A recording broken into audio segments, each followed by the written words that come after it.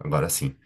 Então, antes de iniciarmos, gostaria de fazer uma breve recapitulação do que a gente viu até aqui. Então, nós exploramos a profunda conexão entre a arte e a filosofia da tradição Nichiren através de seus fascinantes mandalas. A Nichiren Shu, como vocês sabem, é uma escola tradicional do budismo, enraizada nos ensinamentos do monge Nichiren e na prática sincera do Sutra do Lótus. Valorizamos a recitação do Daimoku, Namu-myoho Renge-kyo, a prática do Sutra do Lótus e a busca constante pela compreensão e aplicação de seus ensinamentos em nossa vida diária. Acreditamos no poder transformador da fé e na importância da construção de uma comunidade baseada no apoio mútuo e no crescimento espiritual coletivo. É com este espírito que temos conduzido este Masterclass. Nossa jornada foi guiada pelo Dr. Luigi Finocchiaro, renomado artista e pesquisador, que dedicou anos de sua vida ao estudo dos mandalas de Nichiren. Com uma formação em artes na Itália e uma trajetória acadêmica no Japão, ele combina uma visão artística e uma profunda pesquisa acadêmica, nos oferecendo perspectivas únicas e valiosas sobre essas obras-primas. Nas duas aulas anteriores, percorremos um caminho fascinante. Na primeira, exploramos a evolução da representação simbólica, desde as pinturas rupestres até as influências que moldaram a arte dos mandalas de Nichiren. Investigamos o contexto histórico e as possíveis inspirações que levaram Nichiren a criar seus primeiros mandalas, culminando em uma análise detalhada de sua primeira obra, criada em meio ao exílio em Sado. Já na segunda aula, desvendamos a simbologia presente nos mandalas, exploramos as diferentes tipologias, a evolução da expressão artística de Nichiren e a intrincada relação entre arte, fé e história. Hoje, na nossa última aula, concluiremos nossa jornada, aprofundando-nos na identidade Roquê e na transmissão da tradição de Nichiren através dos séculos. Vamos explorar como a arte e os mandalas refletem a evolução dos ensinamentos e a riqueza da cultura budista. Por fim, um lembrete importante: esta aula será gravada e disponibilizada gratuitamente para fins educacionais. Ao permanecer na aula, você concorda com a gravação e a posterior divulgação do conteúdo. Então, vamos começar. Por favor, Dr. Luigi Finocchiaro.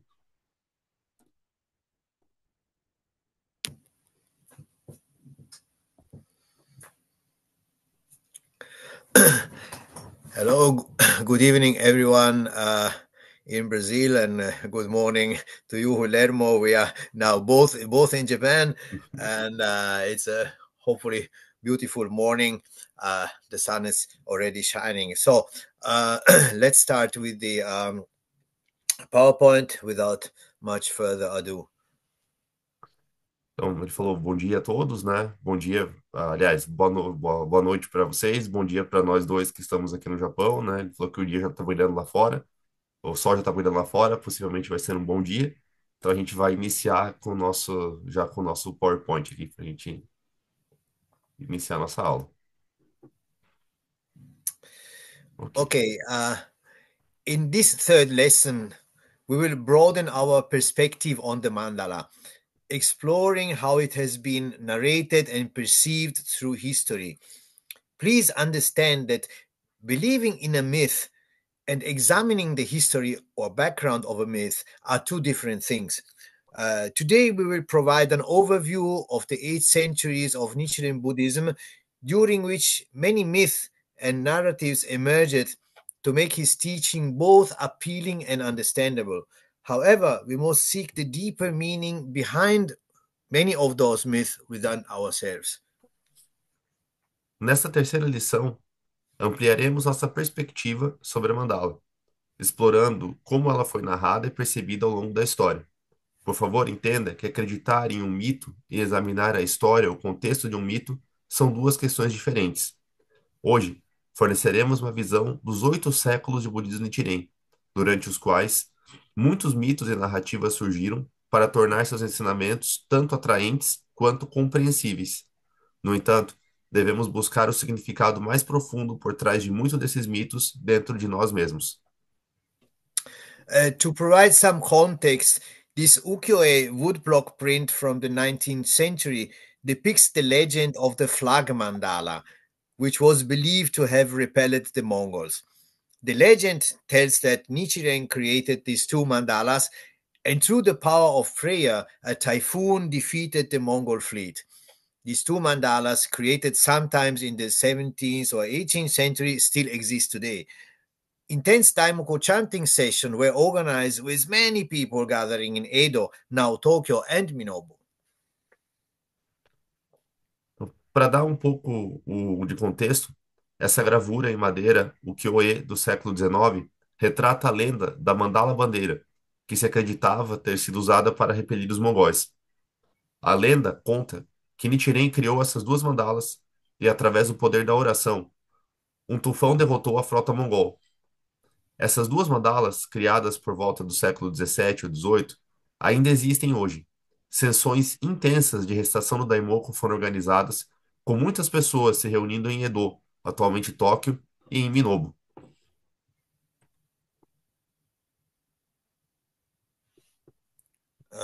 There is one more passage. Ok. Então, isso não significa que o mito seja historicamente verdadeiro, mas sim que a mandala de Nichiren serve como um poderoso agregador e provedor de identidade de grupo, assim como outros símbolos. Okay, next slide, please.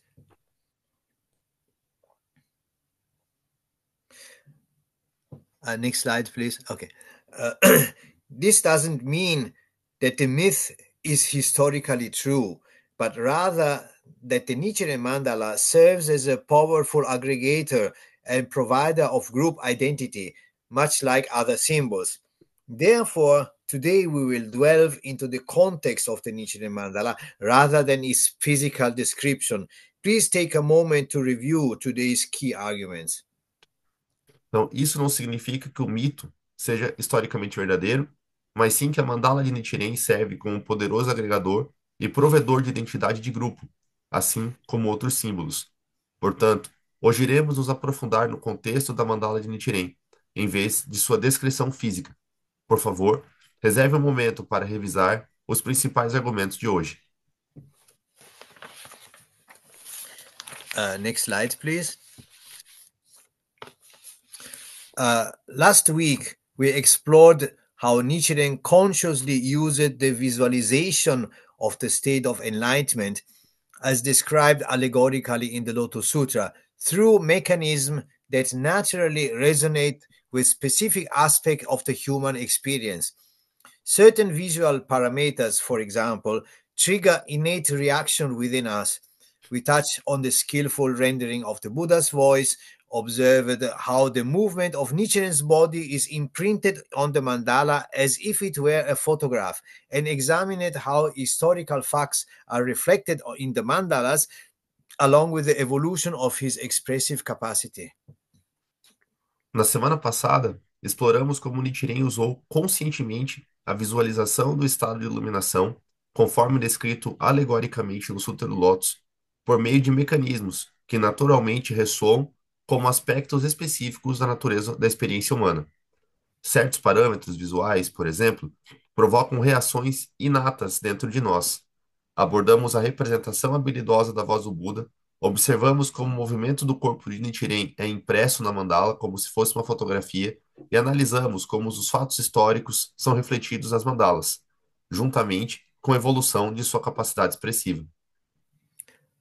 Next slide, please. So first, let me firmly state that among Nichiren's disciples, there are many different interpretations due to several factors, including geographical distance and the period in which they met and interacted with Nichiren. As a result, many schools naturally emerged. Nichiren had many so-called mid-tier disciples in addition to his 6 senior disciples. So the various differences we see today in the plethora of schools should not be misleading. This is a natural process as we see it in every religious group. Please allow me to offer a personal comment. I believe that Nichiren Buddhists should serve as an example for other faiths by discovering how to transcend differences and identify the true common aggregator, not through equality that flattens, but through unity that transcends. Então, primeiramente, permita-me afirmar com firmeza que, entre os discípulos de Nichiren, existem muitas interpretações diferentes devido a vários fatores, incluindo a distância geográfica e o período em que eles se encontraram e interagiram com Nichiren. Como resultado, muitas escolas naturalmente surgiram. Nichiren tinha muitos discípulos de nível intermediário, além de seus 6 discípulos principais. Portanto, as várias diferenças que vemos hoje na abundância de escolas não devem ser enganadoras. Esse é um processo natural, como vemos em todos os grupos religiosos. Permita-me fazer um comentário pessoal. Acredito que os budistas em Nichiren devem servir de exemplo para outras fés, descobrindo como transcender as diferenças e identificar o verdadeiro agregador comum, não por meio da igualdade que nivela, mas através da unidade que transcende. Next slide, please. Please take a look at those 5 mandalas, selected from many other as examples. On the far left is the Honzon of Nichizen, the fourth abbot of Kuonji. He places Nichiren in the center under the daimako with the inscription Namo Hommon Daishi Nichiren Shonin, praise to the saint teacher of the essential teaching. Next, we have Nichigen, the 11th abbot of Ikegami Honmonji, who signed with his own name and placed Nichiren and his predecessors in the Ikegami lineage on the mandala. Please refer to the last lesson. This creates a group of identity. Por favor, observe esses 5 mandalas, selecionados entre muitas outras como exemplo. À extrema esquerda, temos o Honzon de Nichizen, o quarto abade de Kuonji. Ele coloca Nichiren no centro, sob o Daimoku, com a inscrição Namu Honmon Daishi Nichiren Shonin, que quer dizer a louvor ao santo mestre do ensinamento essencial. Em seguida, temos Nichigen, o 11º abade de Kegami Honmonji, que assinou com seu próprio nome e colocou Nichiren e seus predecessores na linhagem de Ikegami na mandala. Por favor, consulte a última lição. Isso cria uma identidade de grupo. In the center, we see a beautiful plank mandala by Jogyo in Nichiyo, the third abbot of Nakayama Hokkagyoji. Like Renzobo Nichimoku, who often went to remonstrate with the authorities, Nichiyo greatly inspired the famous Nabekamori Nishin. Notice how he placed the entire Sangha on the mandala with the names of nearly 200 people carved in the plank. No centro, vemos uma bela mandala em madeira de Jogyo-in Nichiu, o terceiro abade de Nakayama Hokkekyoji. Assim como Renzobo Nichimoku, que frequentemente ia repreender as autoridades, Nichiyu inspirou grandemente o famoso Nabekamuri Nishin. Observe como ele colocou toda a sanga na mandala, com os nomes de quase 200 pessoas gravadas na tábua. Toward the right, observe a hands-on by Shojin in Nichiryu, the founder of the 8th chapter Hokke school. Even if you cannot read the characters, you will notice differences in the mandala reflecting his belief that the core of the Lotus Sutra is found in the chapters 15 from 22nd. Finally, on the far right is a Honzon from Nichishin. Without delving into small doctrinal differences, notice the upward bent spheres of the Daimoku, which became a defining feature of his school. So not universally adopted by his successors. If observed, however, they are certainly characteristic of this school.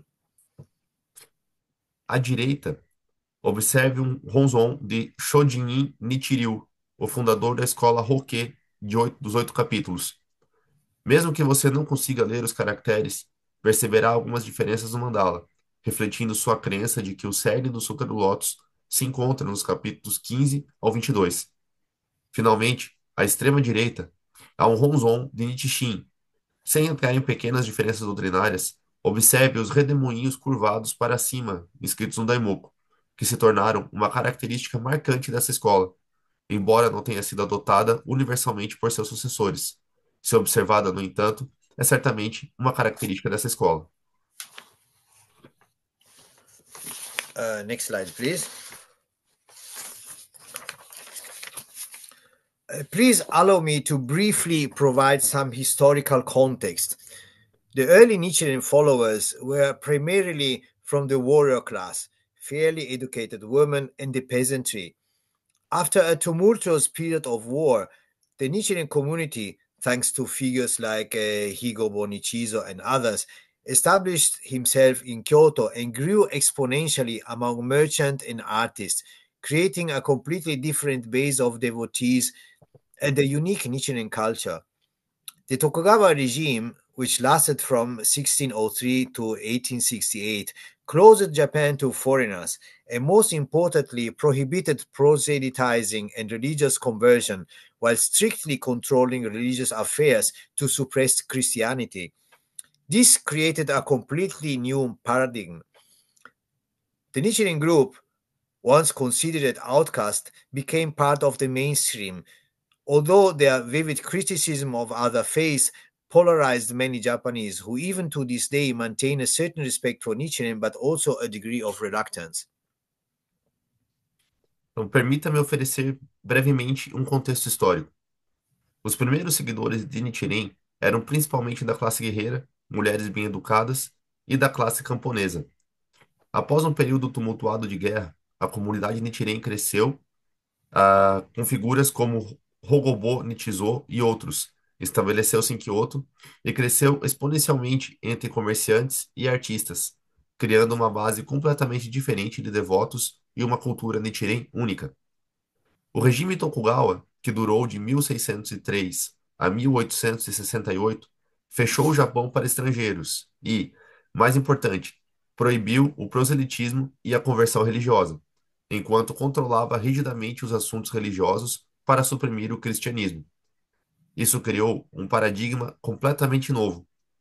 O grupo Nichiren, que antes era considerado marginalizado, passou a fazer parte do mainstream. Embora suas críticas vivas a outras crenças tenham polarizado muitos japoneses que até hoje mantêm um certo respeito ah, por Nichiren, mas também criou um grau de relutância. Next slide, please. Let us take a quick look at two examples among the countless other. You can find a wide array in volume 4 of the Mandala book series. On the left, we see a polychrome printed version of the flag mandala for repelling the Mongols, which I mentioned earlier.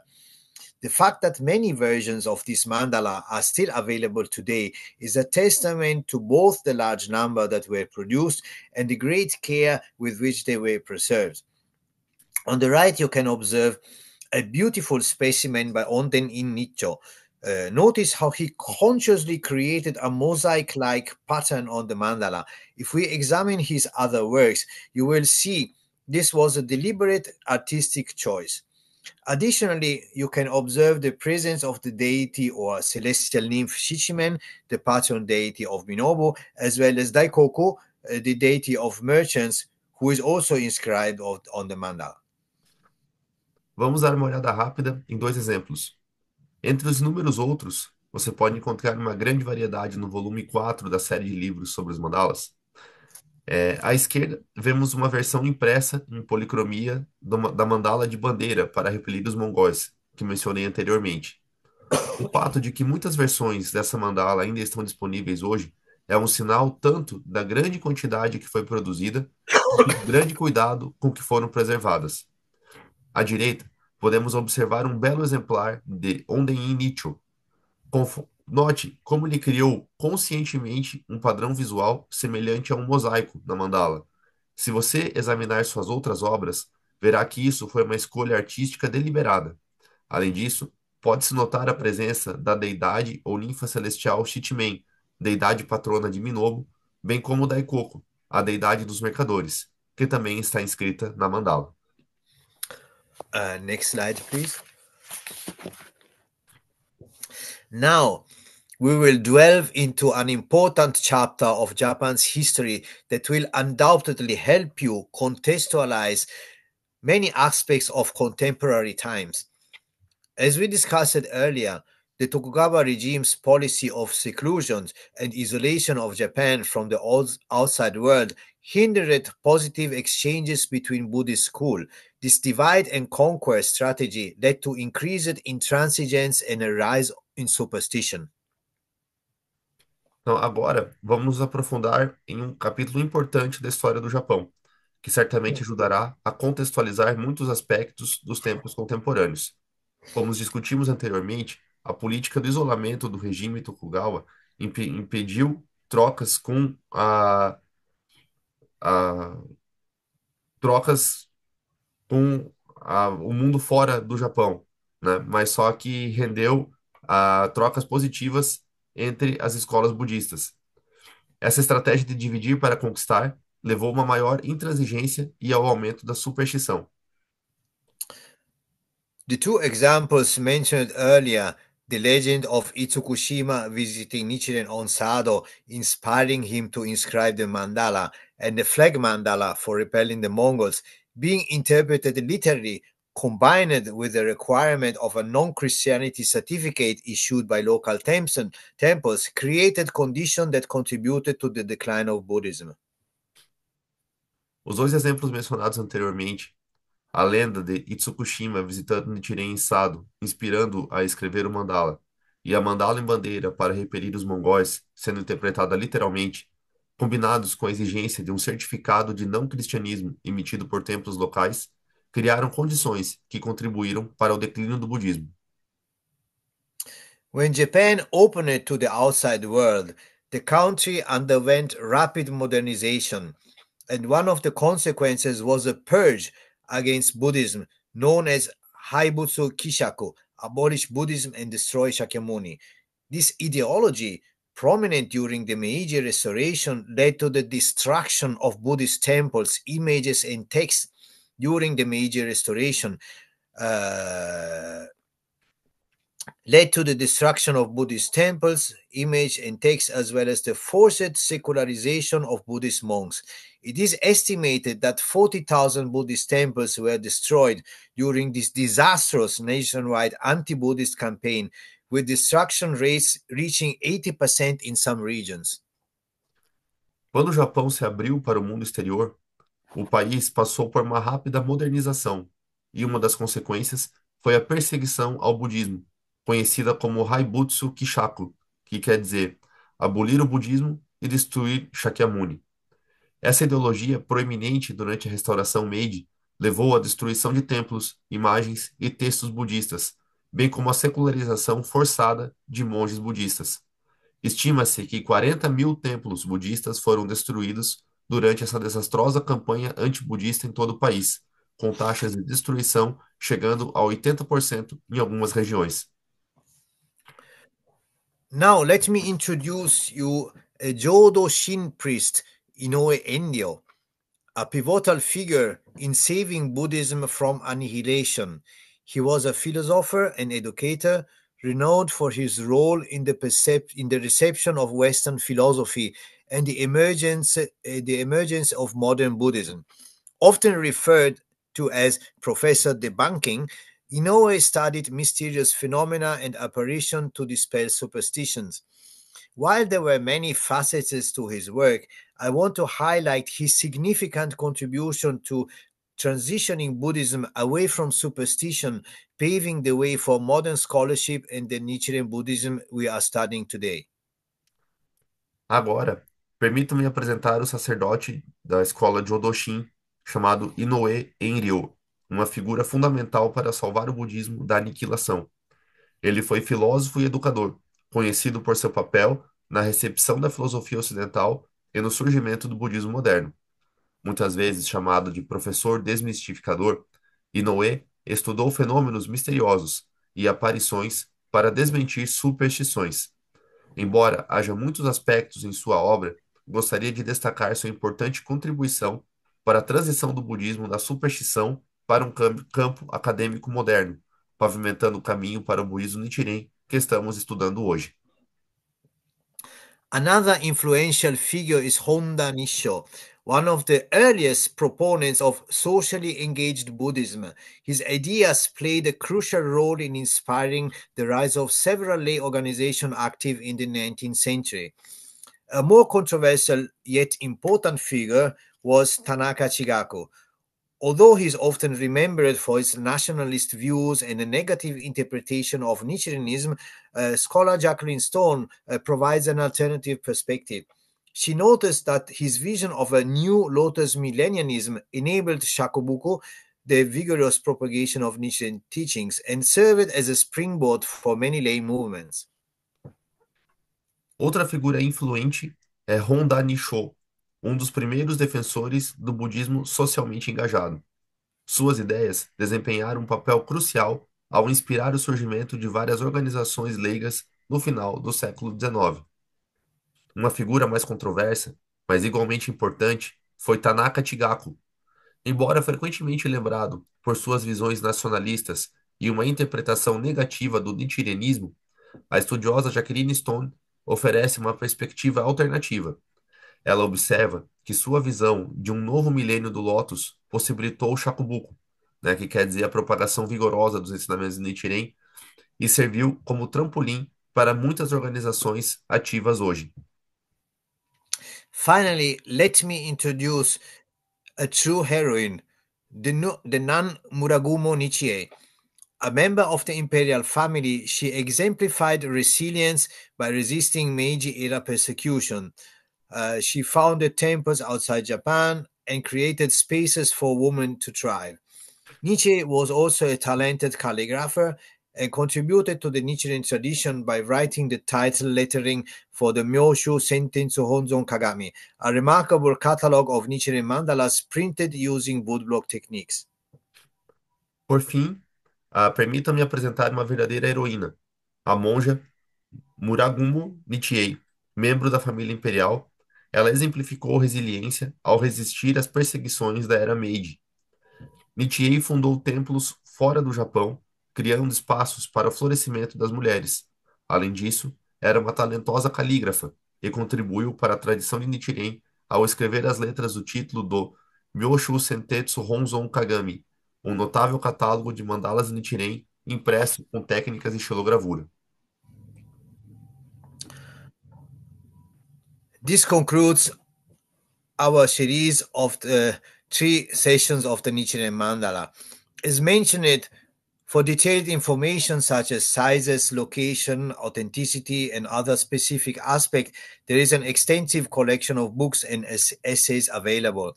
The examples shown in the slides are just a few among many variations in shape and format. What remains unique and transcendent, however, is the Daimoku at the center, a constant across all formats, colors, and shape and schools. This is what sets Nichiren's teaching apart from other schools and the only aspect that truly matters. Tá, concluímos aqui nossa série de 3 sessões sobre o mandala de Nichiren. Como mencionado, para informações detalhadas, como dimensões, localizações, autenticidade e outros exemplos, aspectos específicos, há uma ampla coleção de livros e ensaios disponíveis. Os exemplos mostrados nos slides são apenas alguns, entre as muitas variações em forma e formato. O que permanece único e transcendente, no entanto, é o Daimoku, no centro, uma constante em todos os formatos, cores, formas e escolas. Esse é o aspecto que diferencia os ensinamentos de Nichiren de outras escolas. Desculpa. Então, esse é o aspecto que diferencia os ensinamentos de Nichiren de outras escolas e é o único que realmente importa. Não, Next slide, please. ok, não devemos nos deixar distrair por pequenos detalhes, mas focar na essência. Sorry. Next slide, please. So I hope this journey, spanning from the dawn of humanity to the modern era, has been both enlightening and uplifting, offering a new perspective on the mandala, not just to see it with fresh eyes, but also to feel it with a renewed heart. Então, espero que essa jornada, que atravessa desde o alvorecer da humanidade até a era moderna, tenha sido tanto esclarecedora quanto inspiradora, oferecendo uma nova perspectiva sobre o mandala, não apenas para vê-lo com novos olhos, mas também para senti-lo com o coração renovado.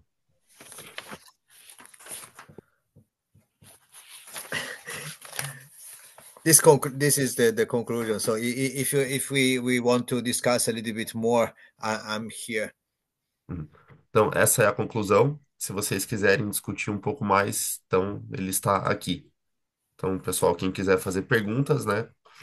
Como a gente combinou já nas outras vezes, vocês podem usar o chat preferencialmente para me ajudar na tradução. Então, por favor, fiquem à vontade para perguntar.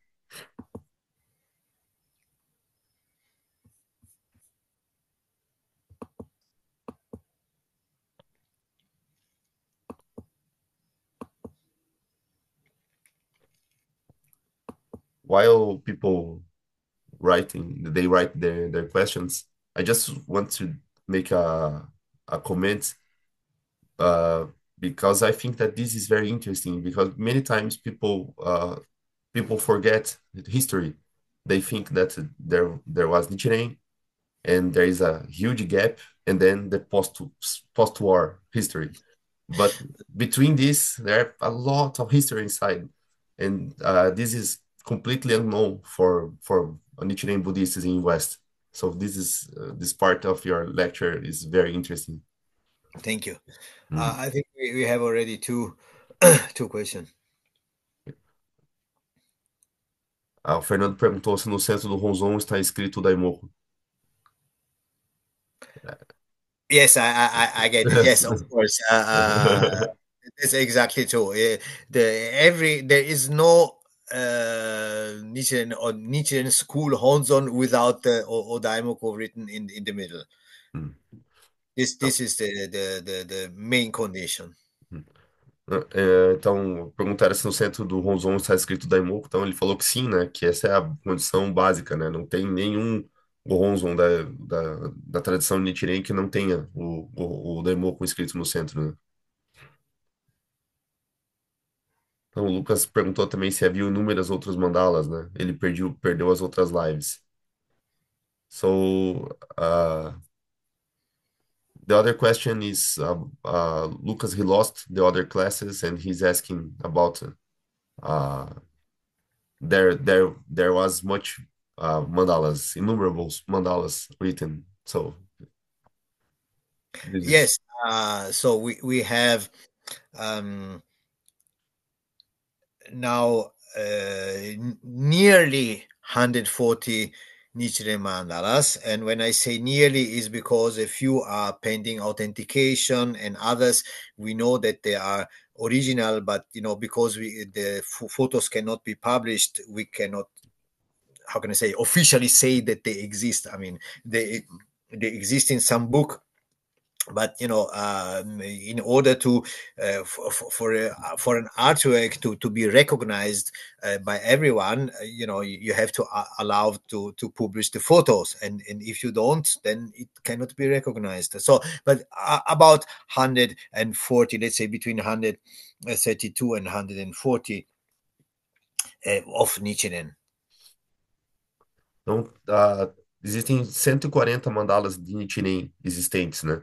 Então, ele fala aproximadamente 140, porque algumas precisam ainda de autentificação, enfim, precisam ser autenticadas, né? Então, por quê? Porque elas nunca foram publicadas, né? As fotos dela nunca foram publicadas em livros, né? E para as mandalas poderem ser reconhecidas, né, como autênticas, elas precisam ser estudadas, né, precisam ter publicações. E alguns templos não permitem, né?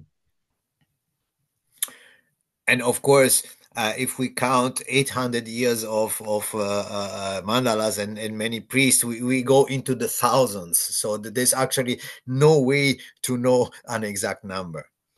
Então, e aí se a gente for contar, né, os 800 anos de história, a gente vai ter aí mandalas escritos por outros monges, né, e a gente vai entrar na casa dos milhares, né?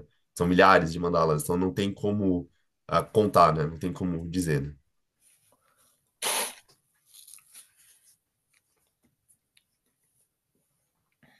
Uh,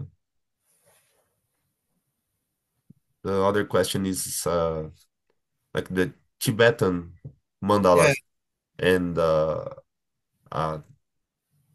it is also Honzon, a form of Honzon. Yes, of course. Honzon is the focus of fundamental respect. So even the Christian cross is a Honzon in a way, because Honzon is not the name of the object, is the concept. So the Honzon is the focus of our respect. And why we recently use the term focus and not object, because object in the sense object and subject, you are the object of my love, you are the object of my attention. But because it can be easily misunderstood between object in the sense of the physical object, many people are trying to use focus of devotion, not object of devotion. I'm aware that it is, translating the word Honson is very difficult. Uh, então, o Honzon é assim, claro, né, que o mandala do budismo tibetano também é uma forma de Honzon, porque Honzon é o foco fundamental de respeito, né? Então, a cruz do cristianismo também é Honzon, né? Porque Honzon não é o nome de um objeto, mas é um conceito, né? É, o foco, a gente fala foco de respeito, né? Por que que a gente tem usado o termo foco ao invés de objeto? Né? Porque muitas vezes as pessoas podem entender mal quando fala objeto, né? Objeto pode ser, por exemplo, tem o sujeito e o objeto, né? Então você está falando, se referindo a alguma coisa assim especificamente, né? Então isso pode ser facilmente interpretado errado. Então por isso muitas pessoas tentam usar a palavra foco ao invés de objeto, mas na verdade o Ronzon é um termo com cuja tradução é bem difícil, né? A pergunta do Diego: existe algum escrito de Nichiren ou alguma explicação sobre o que inspirou Nichiren, ele incluindo mais elementos no Gohonzon, considerando o primeiro e o último escrito por ele?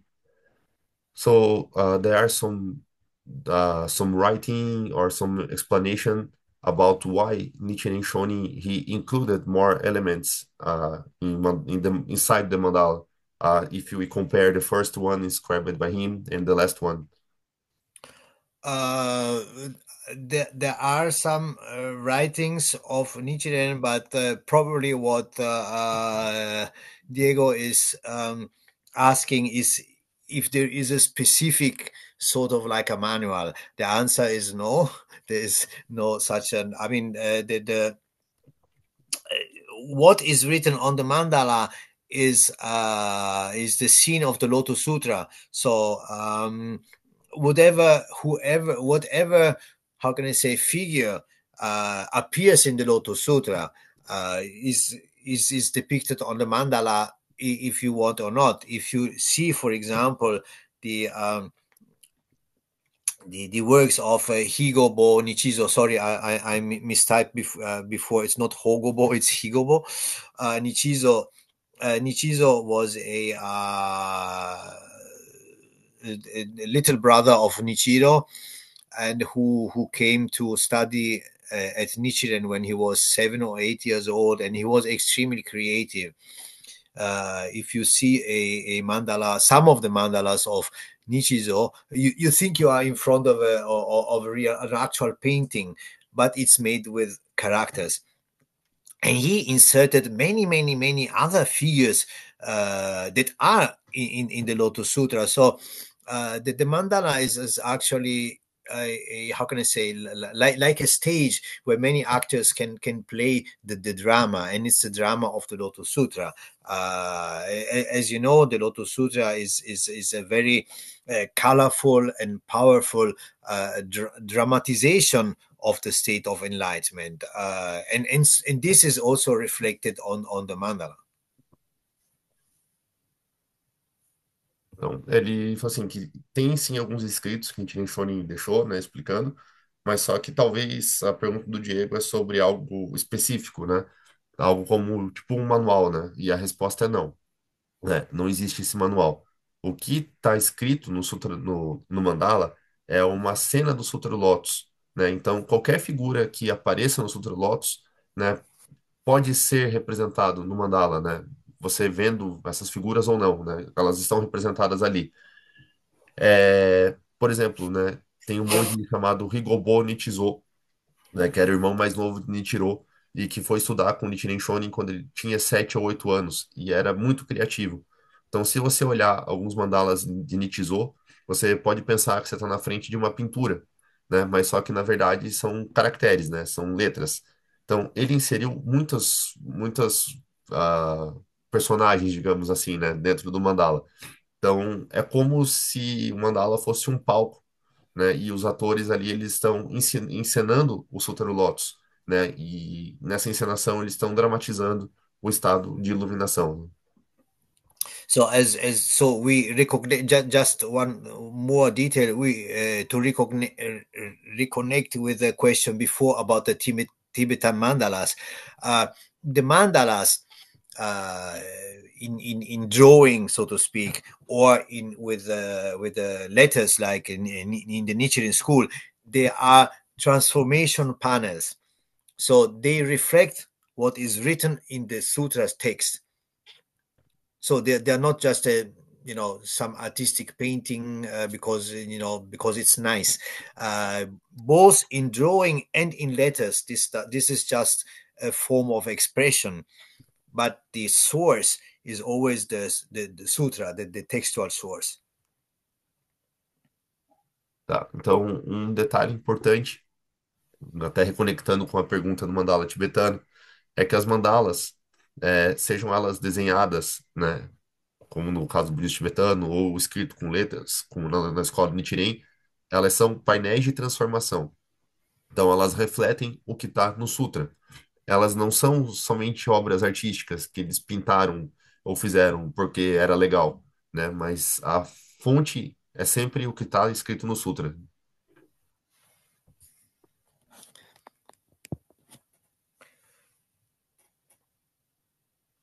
Mm. Lucas, quando procurei pelo significado das escritas do Ronzon, me deparei com muitas figuras shintoístas. Nichiren utilizava dessas figuras para explicar o budismo. So, Yeah, I got it. Yeah. ok. So this is also a very interesting question. Sometimes it has been misunderstood. Um, in Nichiren's time, like Shinto deities, uh, they were just the how can I say the symbolization of local the forces of nature. So we must not forget that Japan has been the land of the gods. It is still called the land of the gods.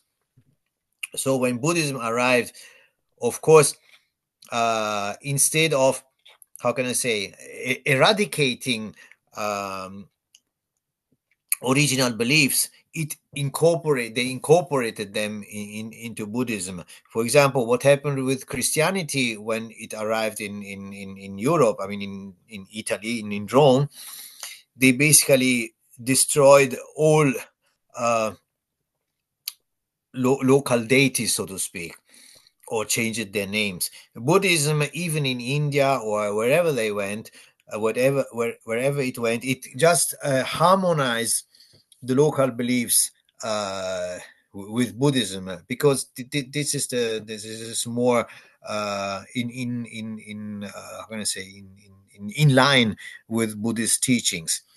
Yeah, and then I will continue on that.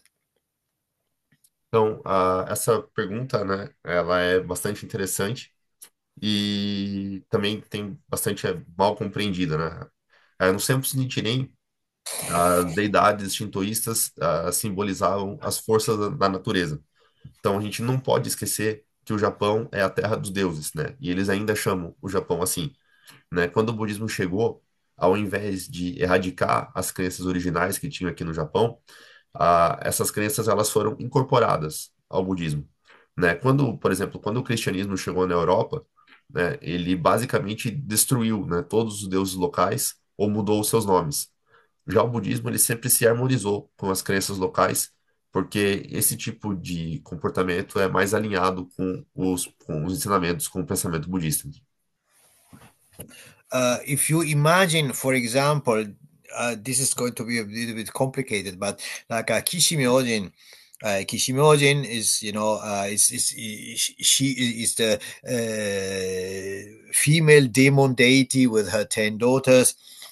And the very interesting thing is that Kishimojin is actually very similar to the Persian deity, uh, who is very, very similar to Lilith from the Hebrew Bible.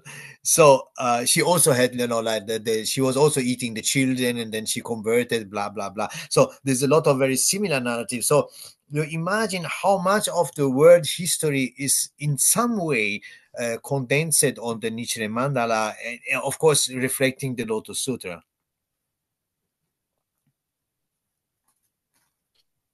Ah, então, se você imaginar, por exemplo, né, Kishimojin, né?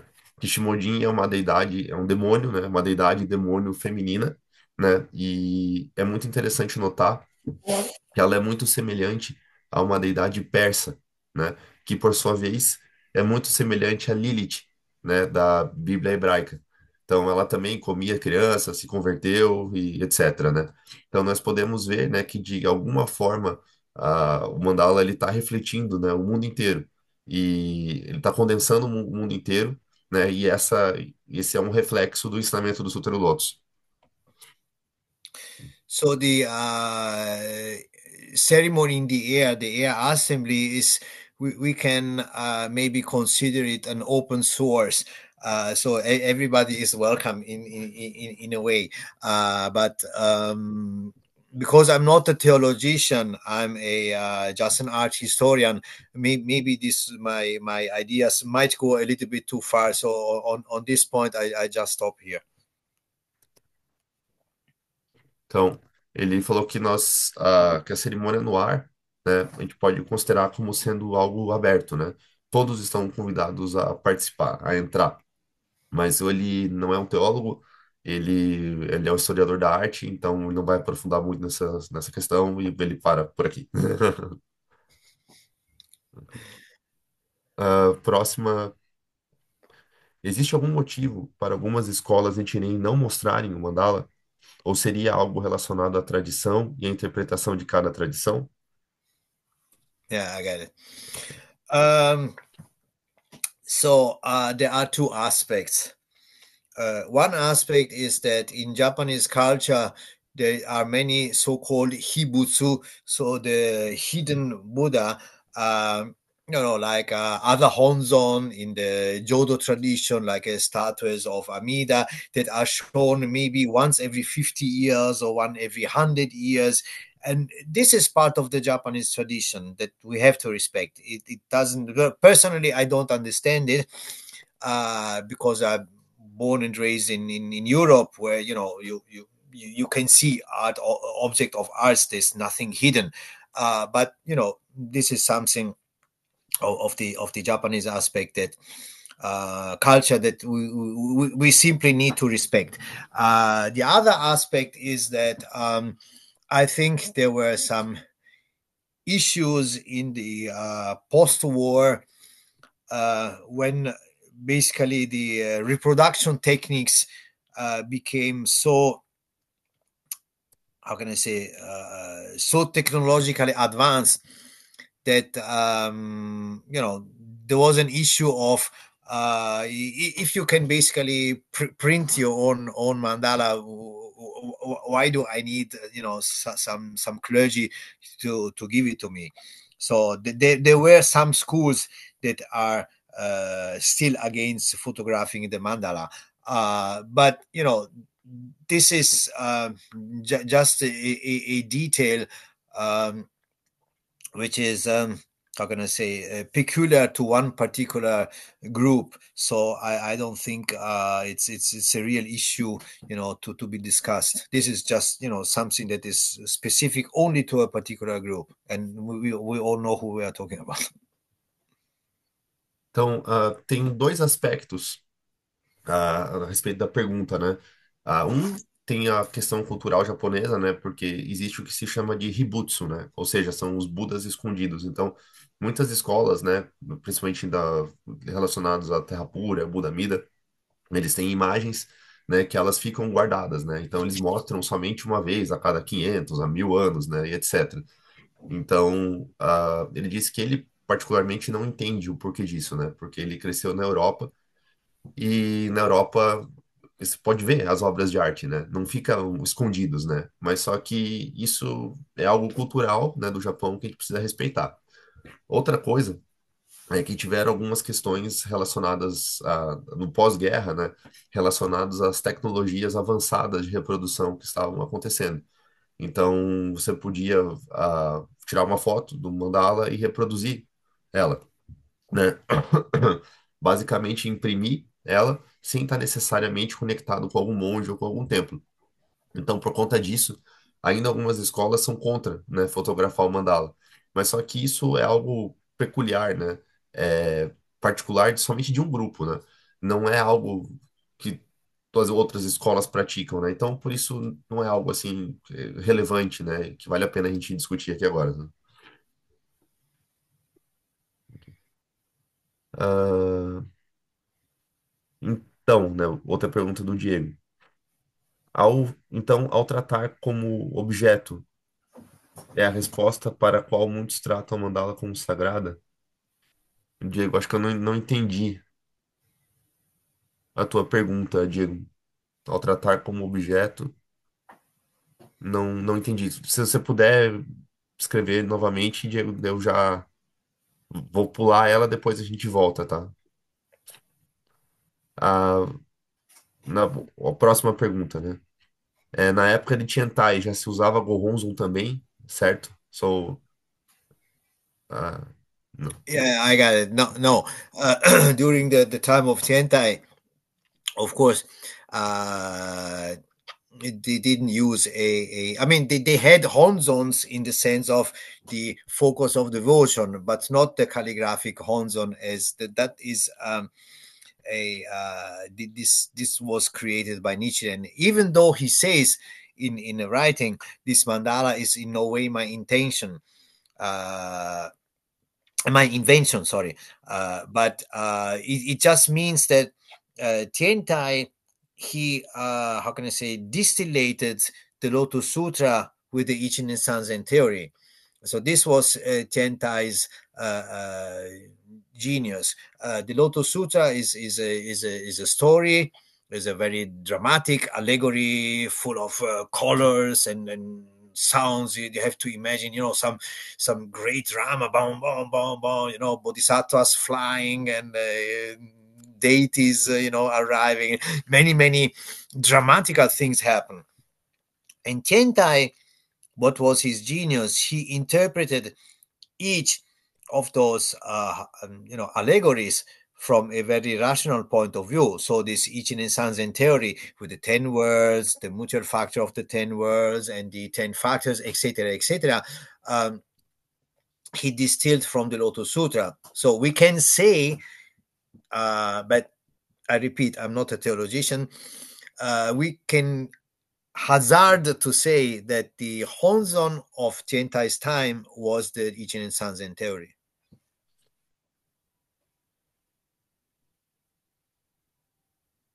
Ok. Então, nos tempos de Tiantai, né? Claro que eles tinham Gohonzon no sentido de um foco de devoção, né? Mas só que não era um mandala caligráfico da mesma forma que Nichiren escreveu, né? Então, Nichiren falou que esse mandala não era a invenção dele, né? Então, ele fala que a Tiantai destilou o Sutra do Lotus através da teoria de Ichinen Sanzei, né? Que foi uma criação de Tiantai. Então, o Sutra do Lotus, ele é muito vivo, né? Ele é uma dramatização, a gente pode imaginar ele como tendo muitas cores, sons, né? Grandes tambores tocando, bodhisattvas voando, deidades chegando. E Tiantai, ele foi um gênio, né? Que interpretou cada uma dessas alegorias e formulou, né? A ideia de Chinen Sanzen, né? Destilado, extraído do Sutra do Lotus. Então, nós podemos dizer, né? Mas ele frisou que ele não é um teólogo, que o Honzon do tempo de Tiantai, né, era a doutrina de Chinen Sanzen, né? And Tiantai also wrote, I don't remember if it's in the Hokkaigengi or in the Makashikan, but he wrote not necessary to enshrine Buddha's figures or bones or any other relics, just the Lotus Sutra. So for Tiantai, the Honzon was the eighth chapter of the Lotus Sutra. Então, ele escreveu também, agora eu não lembro se no Hokkaigengi ou no Makashikan, que não é necessário a gente consagrar, né, Budas, Bodhisattvas, divindades, etc, né? Então, só o Sutra Lotus. Então, ele considerava que o Sutra Lotus de 8 volumes era o próprio Honzon. A próxima pergunta, né? Qual livro sobre Nichiren você recomendaria para um iniciante? I think that there are plenty, for a beginner level. I think there are plenty Nichiren books about Nichiren. I'm pretty sure Nichiren Shu Brazil has something. I have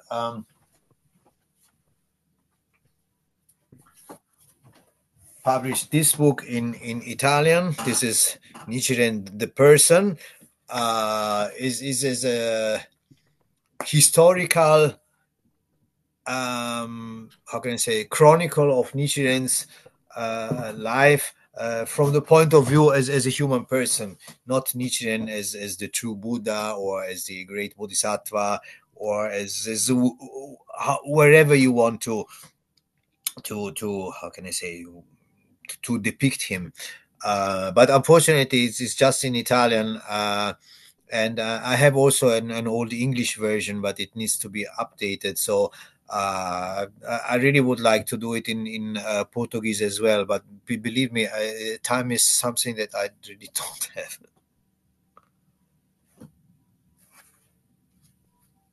Então, para livros sobre iniciantes, ele falou, tem muitos livros, né? Falou que certamente Nichiren Shu tem algo. Então, ele publicou aquele livro que ele mostrou, né? Que está em italiano, né? Que é Nichiren como pessoa, né? O nome do livro. E é uma crônica histórica da vida de Nichiren Shonin do ponto de vista de uma pessoa normal, né? Não enxergando ele como um Buda, um Bodhisattva, ou como você quiser imaginar que ele é, né? Só que, infelizmente, está só em italiano. Ele também fez uma versão desse livro em inglês, mas que precisa ser revisado. Ele queria muito fazer em português, mas só que ele falou que tá assim, com falta de tempo, né, para fazer. Tá. É, poderia me confirmar, né, pergunta do Eric. Poderia me confirmar se o Mandala Gohonzon é a representação da cerimônia no ar ou pode conter também qualquer outro cenário dos 28 capítulos do Sutra do Lotus? Yes, it's the representation of the ceremony of the air, because you have the central inscription. This is the treasure tower, so to speak. There are the two Buddhas inside. Of course, they are not inside on the Gohonzon, but they are flanking the central inscription. And then you have the four Bodhisattvas, the four heavenly kings, and a lot of other how can I say figures from Shariputra to other bodhisattvas and Buddhas who are present. Even Devadatta is present at the ceremony of the air. Of course, in the chapter where the ceremony of the air is described, maybe Devadatta is not depicted specifically, but we know that Devadatta, as a symbol of the most worst human being that you can possibly imagine, he is predicted in some other chapter that he will become a Buddha. Therefore, Nichiren places him on the mandala, like King Ajatashatru and a lot of other figures. But mainly you have this main pattern of the treasure tower, the two Buddhas and the four Bodhisattvas. So this is why in the how can I say, in the 3D, three-dimensional versions of Itto, Ryoson, Shishi, which you have in many Nichiren Shu temple. You have the Daimoku tablet, the two Buddhas, and the four Bodhisattvas, because this is the main element to recognize what we are talking about. Então, sim, né? É uma representação da cerimônia no ar, né? Porque no centro você tem a Torre do Tesouro, né? Os dois Budas flanqueando, né? Não dentro, né? Mas dos lados, né? Da Torre do Tesouro, os quatro Bodhisattvas, os quatro Reis Celestiais e outras figuras, né? Desde Shariputra até outros Bodhisattvas, incluindo Devadatta. Então, no capítulo em que a cerimônia no ar é descrita, talvez Devadatta não está ali especificamente, né? Mas ele é um símbolo da pior pessoa que poderia existir, né? E no Sutra do Lotus foi feita a previsão, né, de que ele iria atingir a iluminação. E por isso o Nichiren colocou ele ali, assim como colocou também a Jata Chatru, né, e outros. Então, assim, a gente tem de forma geral, esse é o padrão, né, que vai descrever a cerimônia no ar. Na versão em 3D, a gente tem o que a gente chama de Tori Oson Shishi, né, que é uma torre com os dois veneráveis e os quatro bodhisattvas, né? Isso em forma de estátua e que a gente vê em muitos templos na Nichiren Shu. Então, essa também é uma forma da gente representar o que a gente está se referindo aqui, né?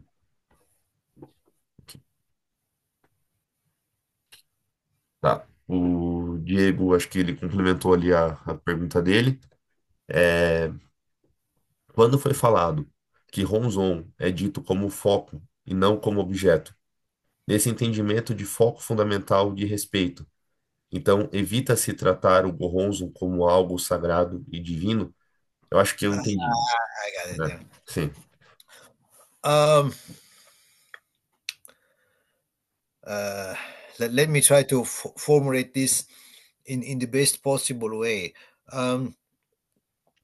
The uh, the mandala per se, I mean the whatever it is on a plank or engraved on acryl or on a piece of paper, in whichever physical form you have it, or in three-dimensional, uh, this is of course an object, but an object in the sense of physical object. But the sacrality is something that you give. It is the same for if you go to a church or somewhere else, and you see Jesus on the cross. This is a powerful symbol for Christians, so they respect very much this, because in according to Christian beliefs, this is the maximum level of compassion, to decide to die on the cross, to to wash humanity's sins. So this is the Christian narrative.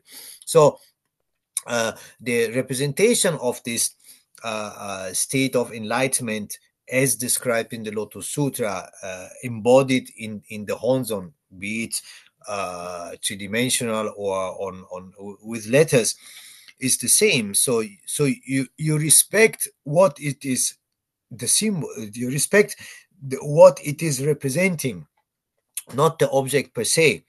What I want to say, if you have an accident and your house is burning, please do not run into the fire, to save the mandala. I know there are many legends and story about the kind of things, but please, your life is more important. It doesn't matter how sad it is that the mandala is burned, but the mandala is something that you can replace, so not your life. So in this sense, I'm not sure if I'm making myself clear enough. Bom, então assim, o mandala, né? Ou seja, o mandala per se, ele falou, né?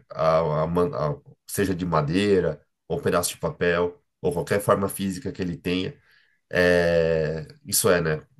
Ser um objeto, né? No sentido de ser algo físico, né? Ele por si, né? Per se, ele não é sagrado, né? A sacralidade é algo que você dá, né? Então, por exemplo, se você vai na igreja e você vê lá Jesus na cruz, né? Isso é um símbolo poderoso para os cristãos, porque de acordo com a igreja, morrer na cruz é o símbolo máximo, né, de compaixão, né? Que Jesus morre na cruz para salvar todas as pessoas de seus pecados, né? Então, isso é o símbolo máximo de compaixão que pode existir.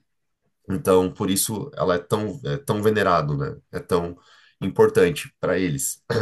Então, a representação da iluminação, ela está representada no Gohonzon, seja através de imagens ou através de letras, né? Então, você respeita o símbolo, né? O que ele está representando, mas não o objeto em si, né? Então, por exemplo, se a sua casa pegar fogo, né? E existem algumas lendas, algumas histórias a respeito disso. Você, por favor, não vai entrar no meio das chamas para tentar salvar o mandala. Você foge, né? A tua vida é mais importante, né? Então, não sabe se com esse exemplo ficou claro, mas é isso que, né, tentou explicar.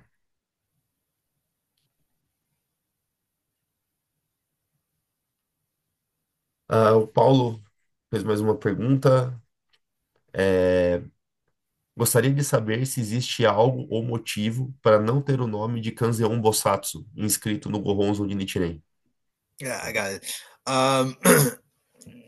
As the specific reason, I repeat many times, I'm not a theologian, so it's just a educated guess. Kanzeon Bosatsu appears, I think, at the end of the Lotus Sutra. So after the assembly is dispersed, after the 22nd chapter, so she is not part of the ceremony of the air narrative, so the drama, so to speak. So this is a reason why I personally think she is not depicted on the mandala. But maybe somebody who is more expert in theology can answer that question. Então, ele falou que a razão específica, ele falou que ele não sabe, porque ele não é um teólogo, mas ele pode dar um chute, né? Ele pode tentar responder que é porque a Kanzeon Bosatsu aparece no final do Sutra do Lótus, quando a Assembleia no ar já está dispersa, né? Então, ou seja, ele não faz parte, né? Ela não faz parte dessa dramatização, né? Ela faz parte dessa narrativa. Então, essa é a razão que ele pessoalmente acredita. Mas talvez se tiver algum outro esperto, né, em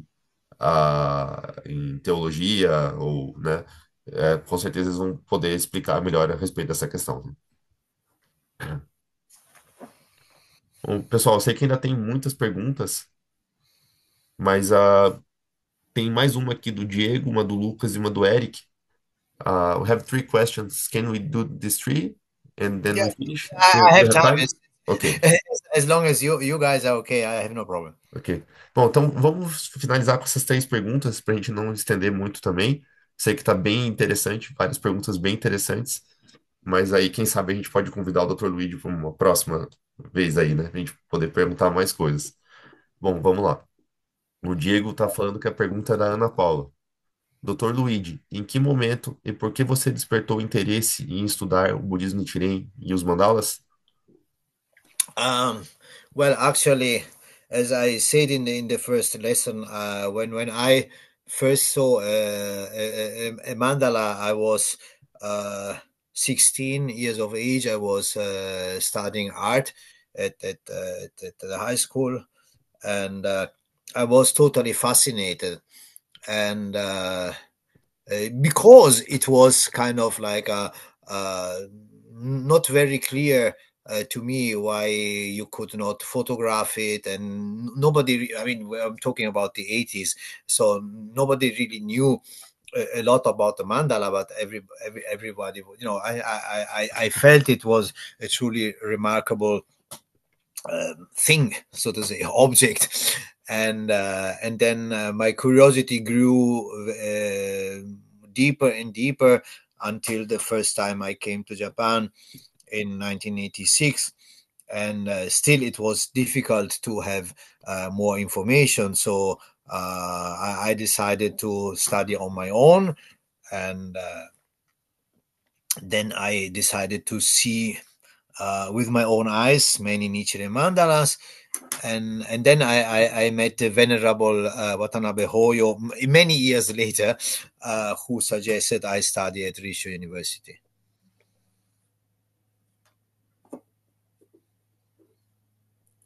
Então, como ele falou na primeira aula, né? Quando ele viu o mandala pela primeira vez, ele tinha 16 anos e ele estudava arte, né, na escola. E ele ficou totalmente fascinado, né?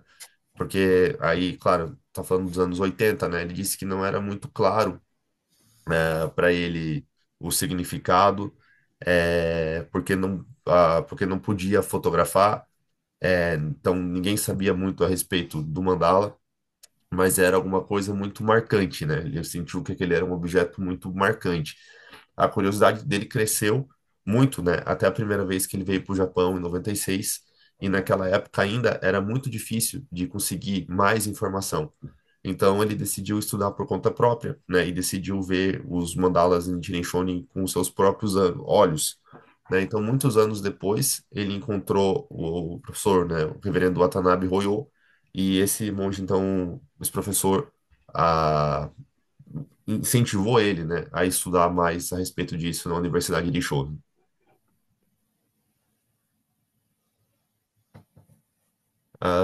Lucas, né? Em qual fonte consulto o que está sendo representado na mandala? Na mandala está escrito Shariputra ou Sharihotsu, ou é alguma figura shintoísta que está representando ele? Uh, Ah, I'm not sure I got this. he wants to know in which source he can find more about who is being uh, described in the mandala. Uh, well, here is definitely one book that you should consult. But of course, it's my book, and it is not free of charge. You can, if you want, there's many free of charge websites, but just remember, one thing that motivated me to write those books is because all these free of charge things are made by people who are not real scholars. Uhum. Ele falou que aquele livro que ele mostrou, né, é uma fonte, né, que pode saber tudo que está sendo representado no Goronzo. Foi o livro dele, ele que escreveu. É claro que não é gratuito, mas só que você pode também encontrar na internet, né, muitas coisas gratuitas que você pode achar essas explicações. Mas uma coisa que motivou ele a escrever esses livros é porque todas essas coisas que a gente tem gratuitas na internet, elas não foram escritas, feitas por pessoas que eram realmente acadêmicas. Of course, there are many other books like this one, or like these ones. Apart the fact that they cost much more, but they're also in Japanese only. So I'm not saying buy my books. I say there's plenty of books that you can buy, and many of them are in Japanese. Uh, this is a point. So you know, you have a choice. Uhum. Então, ele falou que, claro, além dos livros dele, tem outros livros ali, como aqueles que ele mostrou, que custam muito mais caro, né? E também estão escritos só em japonês. Mas só que existem muitas opções de livros, né? Então, ele tá querendo dizer que não, o livro dele não é a única opção, tem outras, né? E é a sua escolha, né? É, O Okuda Sensei aqui, ele tá mandando um recado pro professor Luigi. Falou assim, boa noite a todos. Infelizmente, já está na hora dele sair, né? O reverendo Okuda tem um compromisso.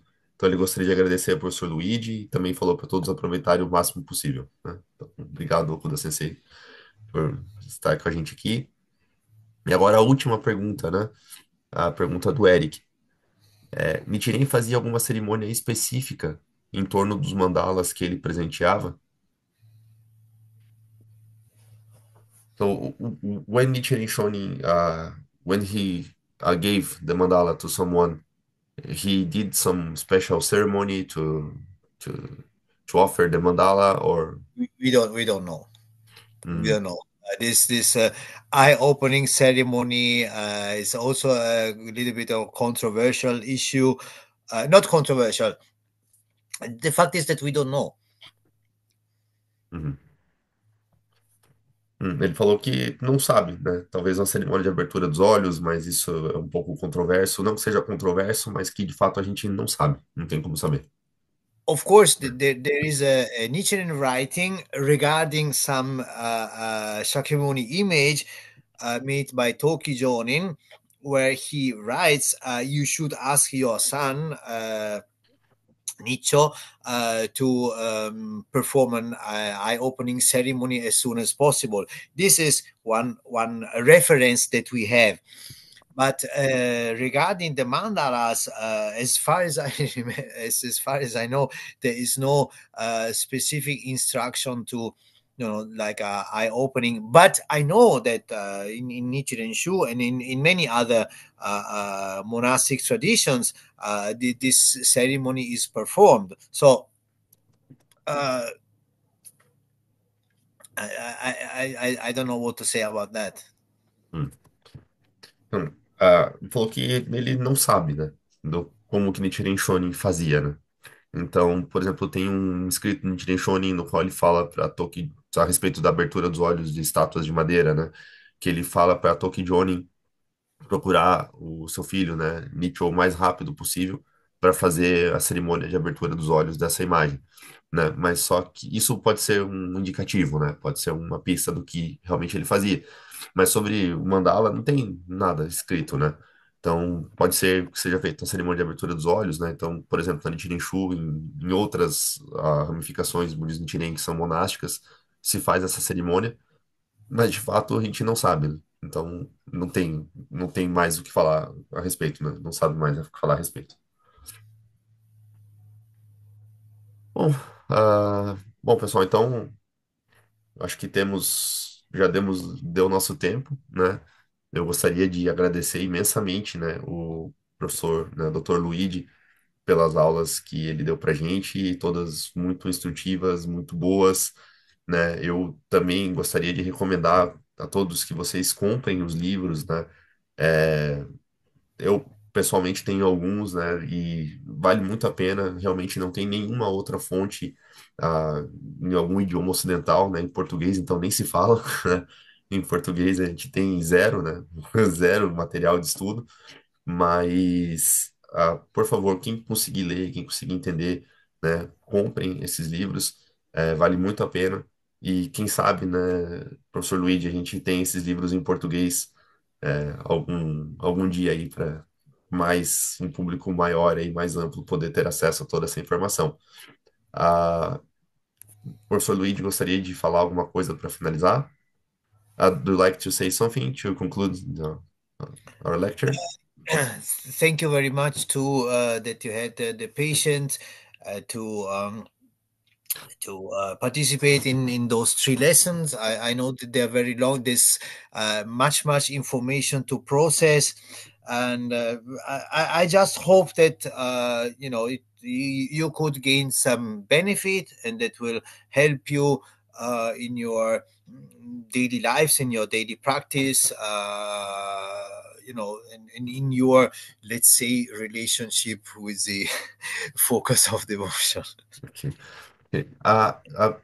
Luigi Sensei, while I translate, can you show again your books? Yes, I have a uh, Nichiren Mandala in Nichiren Buddhism 5 book series. This is the first one. This explains about many of the questions that you have addressed, and about the origin of the mandala and how they are made, and many aspects. And then you have all the mandalas one by one of the Bune and of the Kenji period. So you have a sort of a triple narrative, because you have the informations about the mandala. This is one storyline. Second one is to whom it was given, so information of the person who received it, if we know what was happening in Nichiren's community or in history at that time. And third, also the history of the temple, where the mandala is preserved. Então, quando ele pega outro livro, eu vou falando aqui, né, que ele agradeceu, né, a todos que tiveram paciência, né, que espera que as aulas possam ter beneficiado vocês um pouquinho, vocês entenderem, se aprofundarem mais no foco de devoção, no Ronson. Aí eu pedi para ele mostrar os livros, né? Ele mostrou o livro, então esse primeiro livro que ele mostrou, né, abrange da Era Kind até Bunei, né? Então mostra todos os mandalas um por um, né? Então, uma perspectiva tripla, ele falou, né? Ou seja, a informação para quem foi dada, né? Para quem recebeu esse mandala, o que estava acontecendo na comunidade Nichiren naquela época e a história do templo no qual o mandala está sendo preservado. So the second volume is the Koan period, the period of most prolific of Nietzsche, and so basically you see there is the picture of the mandala, the diagram where all the depicted figures. So all the questions you have made are all here.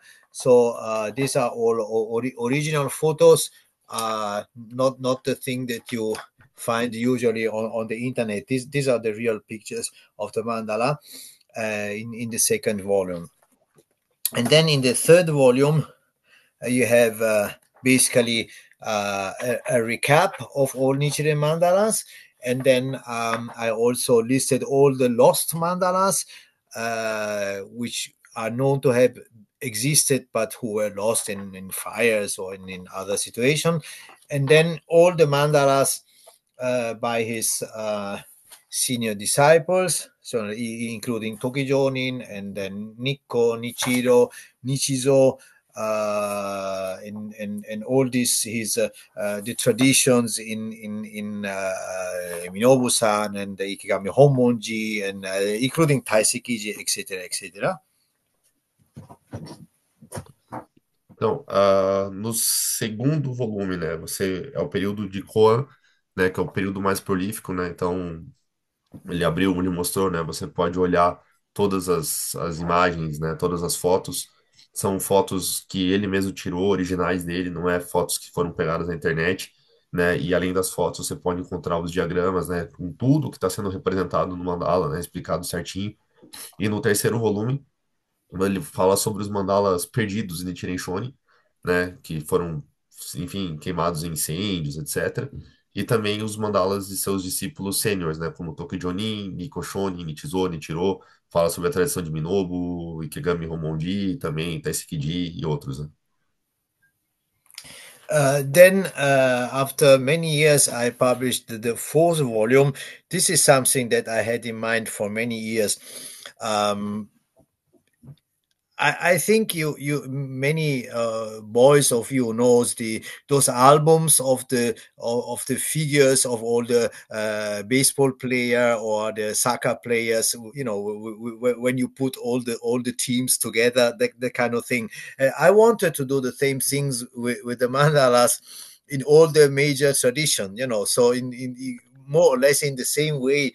I depicted all mandalas of the major tradition. You have Minobu-san. Of course, there's many of Taisekiji, and then everything is in here. There is the color version and the black and white version. There are many pictures where you have, like in Japan we say gravia. I think it's called grav. Like those sports car magazine where you have all the car in a big this is something really for somebody who's crazy about the mandala like I am. Here there are about 1,000 mandalas depicted here. Então, ele falou que ele tem o quarto volume, e ele falou que o quarto volume é algo que ele tinha em mente já desde muito tempo. Ele, acho que muitos de nós, né, conhecemos aquelas álbuns de figurinhas, né, que coloca, por exemplo, jogadores de futebol, né, você coloca todos os jogadores de futebol ali, você cola no álbum, né, fica todo mundo junto, reúne, né, todos eles, e ele tentou fazer a mesma coisa com os mandalas, né, das principais tradições de Nichiren, né, então Minobu, Kigami Homonji e outras, né, ele falou que tem a versão colorida e preto e branco e que tem muitas imagens, então isso é como se fosse uma revista, né, com todas as imagens, as informações, e é para as pessoas que gostam muito dos mandalas, né, assim como ele, né? and then finally I have the fifth volume. This is something really for somebody who is totally crazy about the mandala, because the I translated the last catalog done in the before the modern period, not photographic. It was all carved. So you have to imagine that, you see things like this. This is all carved, and many mandalas are depicted here, of course, in the text. Let me find one of those. Um, that explains the mandala. Yeah, something like that. Most of the mandalas shown here are just legendary. I mean, they exist, but they are not really Nichiren's mandalas. But this was just, to have an idea of Nichiren's beliefs in the 19th, at the end of the 19th century, and because it is a booklet that has been a little bit neglected by scholarship, I got very passionate and decided to translate it and to publish it. I think maybe two or three people in the world just ordered this book. Ele falou que o quinto volume aí é para quem é realmente totalmente louco, né? Por mandalas, né? Porque ele traduziu, né, um catálogo anterior aí à Era Moderna e mostra vários mandalas, né, tipo, encravados em madeira, né? Então, muitos desses mandalas, eles são mandalas legendárias, né? Lendárias. Não foram escritos por Nichiren, né? Mas, enfim, né? É um livro para você saber mais a respeito das ideias, das crenças Nichiren, né, no final do século XIX. Então é algo bem específico. Ele falou que ele vendeu só um ou dois livros no mundo inteiro desse quinto volume. So last one, this is basically the book. This is a translation of my master thesis about the visual aspect of the Nichiren mandala.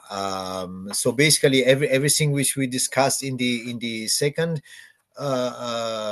lesson is written in here. It's I'm sorry, it is only available in English and in Italian. And here is the origin of the mandala, and all these aspects where I analyze everything that we discussed in the second installment. This is everything is in here. This is a book where of course you see you also have all pages original Nichiren mandalas here. This is something that you can give to anyone who is interested in Nichiren Buddhism from a different, not from a how can I say, not purely monastic or not purely religious. If you have, of course, for yourself, but if you have a friend which you would like to introduce to the Nichiren world, so to speak, this is something interesting. Because it gives you a different perspective, and then it gives you a lot of ways to discuss with people, about Nichiren and what he did. Tá. Então, o último livro, né, é uma tradução da tese de mestrado dele, e tudo que a gente discutiu, principalmente na segunda aula, tá ali, né? Então, ele pediu desculpas porque só tem em inglês e italiano, e, enfim, ele mostra tudo que a gente já discutiu, a origem do mandala, né, e também um livro com fotos originais dele, né? Então, é algo que você pode presentear, né? Você pode dar para quem está interessado no budismo Nichiren, mas não somente puramente, né, de um ponto de vista religioso ou monástico, né? Então, é algo que você pode dar, por exemplo, para um amigo, para introduzir ele ao mundo de Nichiren, mas uma perspectiva diferente, né? Então, você pode discutir a respeito disso com pessoas que não são budistas, né? Anyway, also I have many other books, but this is not a commercial, so I will stop here. Just visit. There are also many free of charge essays. Please feel free to read them and download them. www.nichirenmandala.com. Ele falou que isso não é uma propaganda, né? Ele vai parar, mas só que vocês podem entrar no site dele, né? www.nichirenmandala.com, e vocês podem encontrar todo esse material, inclusive alguns que são de graça, né? Grátis. Então, aproveitem. nichinemandala.com. Isso mesmo. Bom, so I'd like to say thank you again, and I hope that we can have other classes in the future, and you will always be welcome in our community. And I'm very happy that we could have these three classes, this master class, very interesting for me, and I am sure that for everybody. So thank you very much. Okay. Bye, everyone. Bye Bye. bye. Bye. Bye.